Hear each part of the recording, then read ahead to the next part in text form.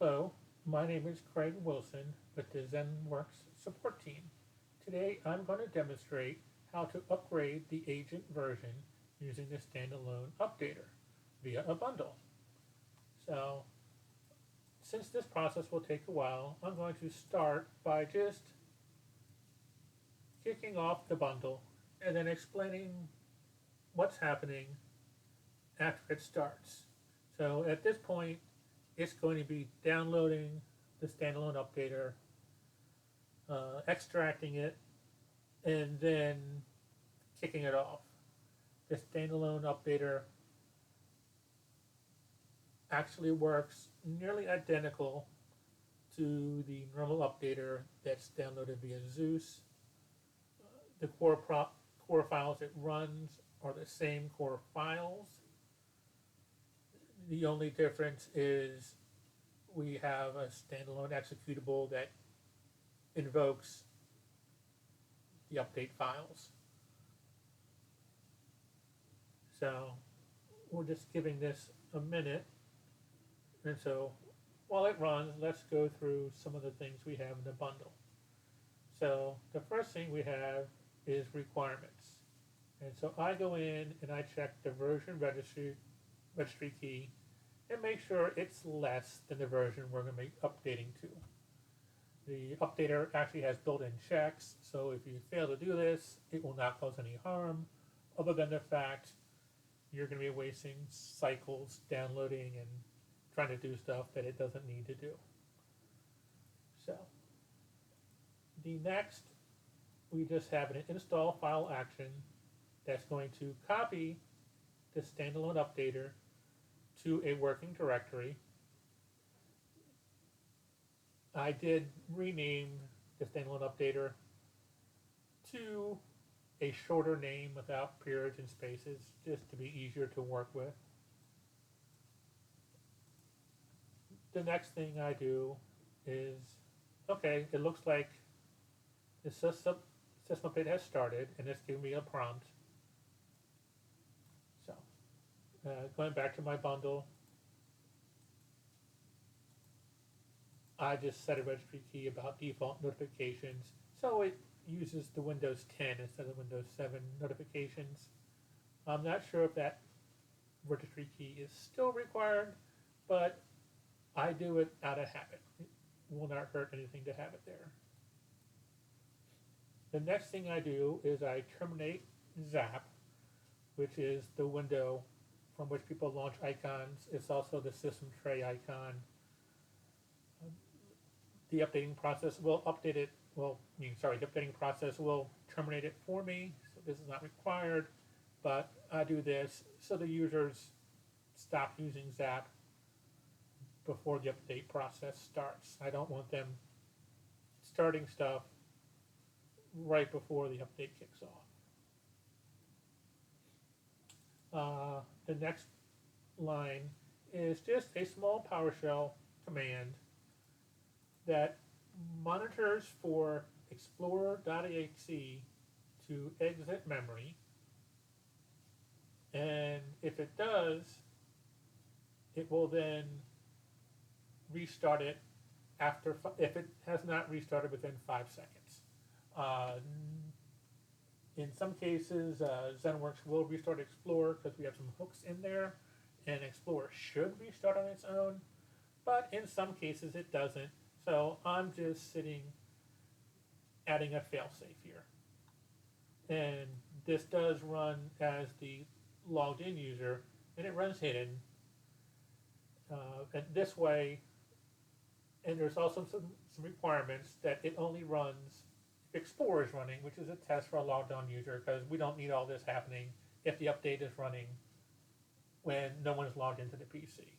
So if someone's logged into the PC, it'll sit and monitor for Explorer to terminate, and when it terminates, if it doesn't restart in a short order, it'll restart it. And again, we can see down here where the update is now actually starting to proceed. And then here's a prompt, which we saw earlier, just alerting the users that, hey, I'm going to update, take some time, please be patient. And the last one, we launched the executable. So again, we set requirements to make sure that the version is not current before we try to do anything. Again, not necessary because the updater has a built-in check, but it saves some overhead. Then we install the files. We make sure that ZCM uses the modern form of notifications. We terminate ZAP. We launch a PowerShell command, which will sit and monitor in case Explorer does not come back if ZCM has to restart it. And then we prompt the user to saying, hey, we're going to update, save your work, because a restart is required. It will only appear for 15 seconds. And then we actually launch the updater. And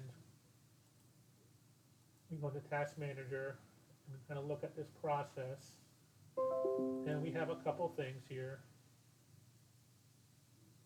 Well, this is the main executable, but it's not actually doing the work. That's just a self-extracting file. What's really doing the work is ZenUpdater. This is the executable that processes the script files, telling it what MSIs to install with what parameters and all these other things. And this is the same thing that actually runs and does all the work when you not do the standalone updater. And the other key process to watch is the Zen update watcher.exe. That's the process here that alerts you to progress as the update installs. It's possible to turn off updates, but we're just showing that for right now. And so now this is probably going to take us a little while. Once it gets into the 70% range, it starts updating Zephyr components, drivers, FDE, and some of that can take a while. And that's probably going to be the longest time, so I'm just going to go ahead and pause the video for a while the update runs.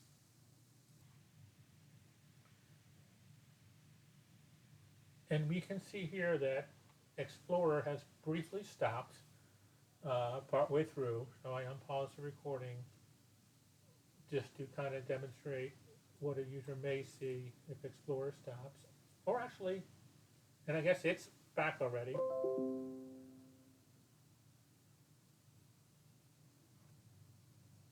So we're at 46%.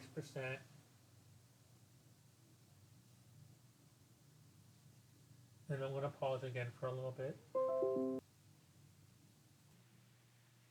And here we now get the prompt saying we are now updating and it's safe to reboot. There's one thing you might notice on some systems, it'll keep sending these alerts saying the update is in progress.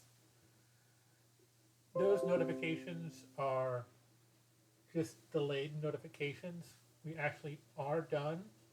What can happen is that Windows only allows these pop-up notifications every so many seconds, and at the end there are quite a few updates that happen within a short period of time, so things are backlogged.